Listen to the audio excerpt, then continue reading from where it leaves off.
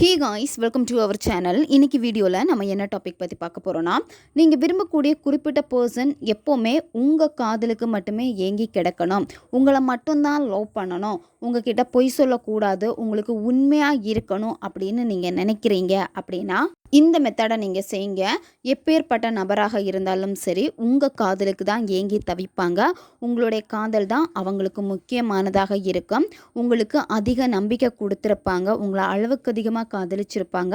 மற்றவங்க பேச்சை கேட்டு உங்களை அவாய்ட் பண்ணுறாங்க, உங்களை டோட்டலாக விட்டுட்டு போயிட்டாங்க. உங்களால் ஏற்றுக்க முடியல, அந்த பர்சன் என் லைஃப்பில் திரும்ப வரணும், நாங்கள் ஒன்றா வாழணும், அவங்க என்ன மட்டும்தான் லவ் பண்ணணும், வேறு எந்த பர்சன்கிட்டையுமே அவங்க அந்த லவ்வை வெளிப்படுத்தக்கூடாது அப்படின்னு நீங்கள் நினைக்கிற பட்சத்தில் இதை நீங்கள் செஞ்சீங்க அப்படின்னா நீங்களே அந்த பர்சனை போன்னு சொன்னாலும் போக மாட்டாங்க, உங்ககிட்ட தான் இருப்பாங்க, உங்கள் காலடியில் தான் கிடப்பாங்க.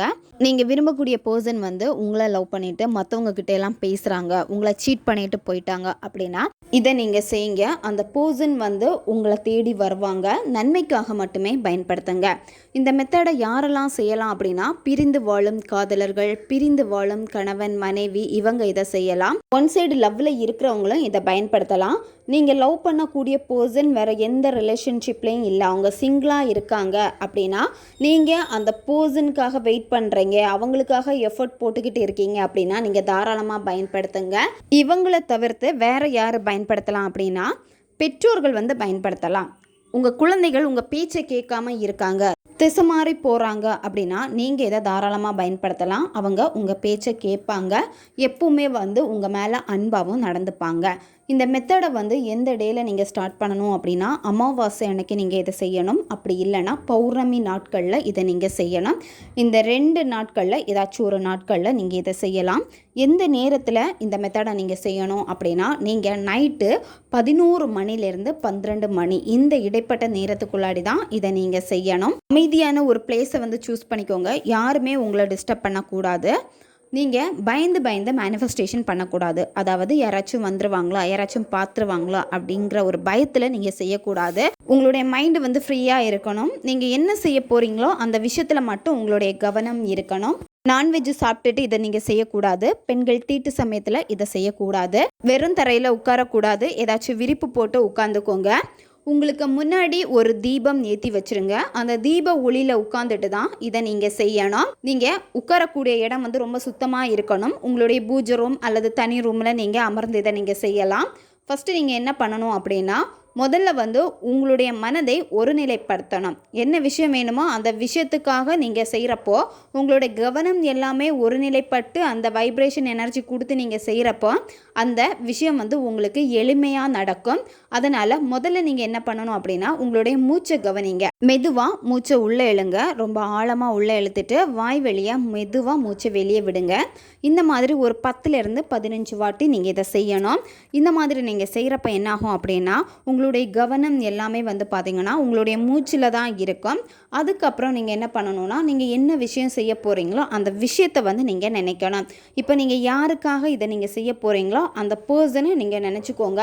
அந்த நபருடைய ஃபோட்டோ உங்ககிட்ட இருக்குது அப்படின்னா அவங்களுடைய ஃபோட்டோவை பாருங்கள். அந்த நபர் கூட இருந்த நல்ல நல்ல நிகழ்வுகளை நீங்கள் நினச்சி பாருங்கள். அந்த பர்சன் கூட இருக்கிறப்ப நீங்கள் ரொம்ப சந்தோஷமாக இருந்திருப்பீங்க, ரொம்ப மோட்டிவேட் பண்ணியிருப்பாங்க, ரொம்ப சப்போர்ட்டாக இருந்திருப்பாங்க, நிறைய லவ் கேர் கொடுத்துருப்பாங்க. அது எல்லாமே பார்த்தீங்கன்னா உங்களுடைய மனசில் அழகாக பதிஞ்சிருக்கும். அவங்க கூட இருந்த நல்ல நல்ல நிகழ்வுகளை நீங்கள் நினச்சி பாருங்கள். இப்போவும் அந்த பர்சன் உங்கள் கூட தான் இருக்காங்க அப்படின்னு நீங்கள் நினச்சி பாருங்கள்.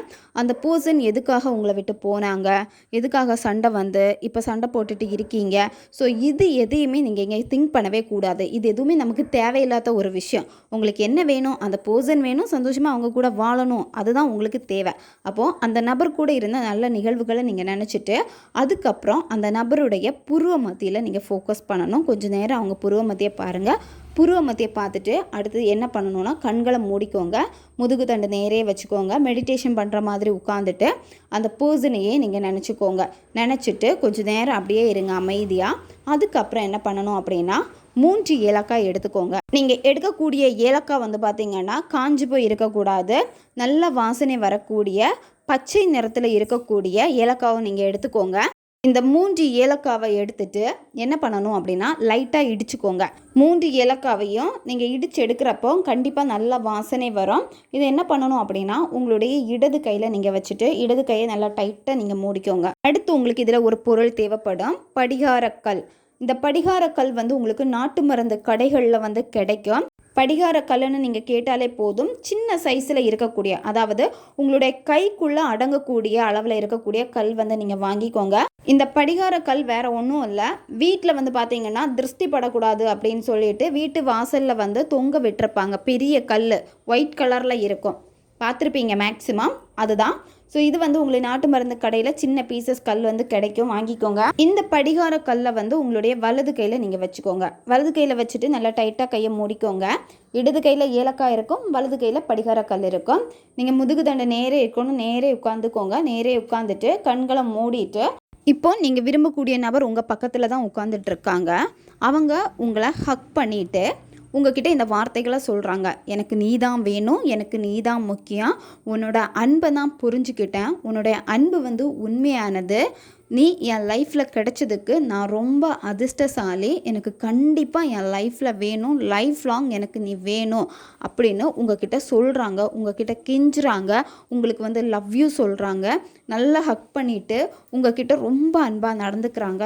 எப்போவுமே உங்கள் கூடவே இருப்பேன்னு சொல்கிறாங்க. என் லைஃப்பில் நீ எனக்கு ரொம்ப ரொம்ப முக்கியமான ஒரு ஆள், என் கூட நீ லைஃப் லாங் ட்ராவல் பண்ணணும் அப்படின்னு அவங்களுடைய வாய்ஸ் உங்கள் காதில் கேட்குது. அவங்க சொல்கிறத நீங்கள் ஃபீல் பண்ணுறீங்க.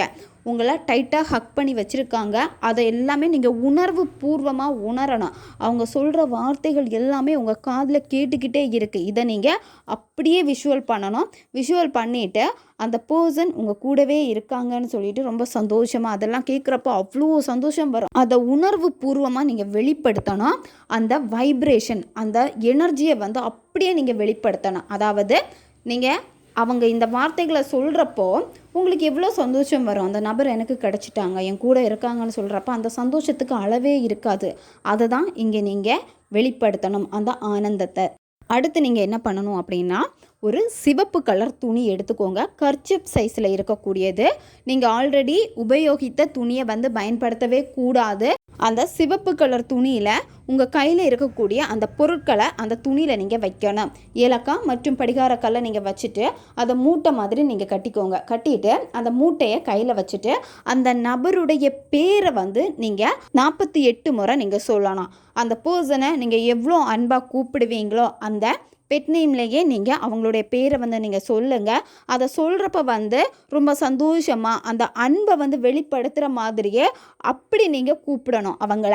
அவங்க பேரை நீங்கள் மெதுவாக மென்மையாக சொல்லிவிட்டு அடுத்து என்ன பண்ணணும் அப்படின்னா, லாஸ்ட்டில் நீ எனக்கு மட்டுமே சொந்தமானவள் அல்லது சொந்தமானவன், இந்த மாதிரி நீங்கள் சந்தோஷமாக சொல்லிவிட்டு இந்த மூட்டையை என்ன பண்ணணும் அப்படின்னா, நைட்டு தூங்க போகிறப்போ உங்கள் தலகாணிக்கு அடியில் வச்சுட்டு நீங்கள் தூங்கணும். கண்டினியூவாக 11 நாட்கள் உங்களுடைய பில்லோ கடியிலே இருக்கட்டும். உங்கள் பில்லோவை மற்றவங்க யூஸ் பண்ணுற மாதிரி இருக்குது அப்படின்னா காலையில் இந்த மூட்டையை நீங்கள் ஏதாவது ஒரு பாக்ஸில் போட்டு வச்சுக்கோங்க. நைட்டு தூங்க போகிறப்போ உங்களுடைய தலகாணிக்கு அடியில் வச்சுட்டு நீங்கள் தூங்குங்க. இந்த மாதிரி 11 நாட்கள் நீங்கள் தலகாணிக்கு அடியில் தான் வச்சுருக்கணும். 11 நாளுக்கு அப்புறமா என்ன பண்ணணும் அப்படின்னா, இந்த மூட்டையை நீங்கள் எங்கே தூங்குவீங்களோ உங்களுடைய ரூமில் இந்த மூட்டையை தொங்க விடணும். நீங்கள் ஜன்னல் கம்பியில் தொங்க விடலாம். அப்படி இல்லைன்னா வீட்டில் புகைப்படம் எல்லாம் மாட்டுறதுக்கு ஆணியெல்லாம் வச்சுருப்போம், ட்ரெஸ் எல்லாம் தொங்க விடுவோம். ஸோ இந்த மாதிரி இருக்கக்கூடிய அந்த ஆணியில் இதை நீங்கள் கட்டி விட்டுருங்க. யாருமே பார்க்காத மாதிரி இருக்கணும் அப்படின்னா அதுக்கு மேலே நீங்கள் துணி ஏதாவது போட்டு வச்சுருங்க. சுத்தமான துணியாக தான் இருக்கணும். 48 நாட்கள் இந்த மூட்டை பார்த்திங்கன்னா உங்கள் ரூமிலே இருக்கட்டும். 11 நாள் பார்த்திங்கன்னா பில்லோ கடியில் வச்சுட்டு தூங்குவீங்க. அதுக்கப்புறம் அந்த ஓல்டு கவுண்டிங்கில் இருந்து தான் வரும். 12, 13, 14 இந்த மாதிரி தான் வரும். அப்படி 48 நாட்கள். 48 நாள் முடிச்சதுக்கப்புறமா நீங்கள் என்ன பண்ணணும் அப்படின்னா, இந்த மூட்டையை ஓடுற தண்ணியில் கொண்டு போய் போட்டுருங்க. அப்படி இல்லைன்னா எங்கேயாவது சுத்தமான ஒரு பிளேஸில் போட்டுருங்க. இல்லை எலுமிச்சை மரம் இருக்குது அப்படின்னா எலுமிச்சை மரத்துக்கு பக்கத்தில் குழி தோண்டி புதைச்சி வச்சுருங்க. மருதாணி மரம் இருக்குது அப்படின்னா அதில் நீங்கள் புதைச்சி வச்சுக்கோங்க. இல்லை முருங்கை மரம் இருக்குன்னா அதில் நீங்கள் புதைச்சி வச்சுக்கோங்க. இந்த மாதிரி சுத்தமான ஒரு இடத்துல புதைச்சி வச்சுக்கோங்க.